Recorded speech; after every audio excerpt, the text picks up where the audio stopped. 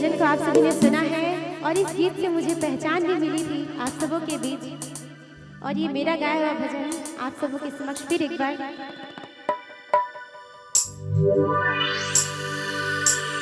फूल चढ़ा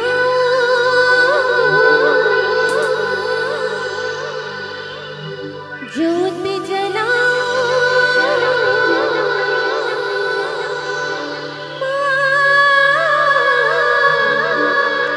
तेरे चरणों में। मेरे साथ जयकारा लगाएंगे। जय माता दी।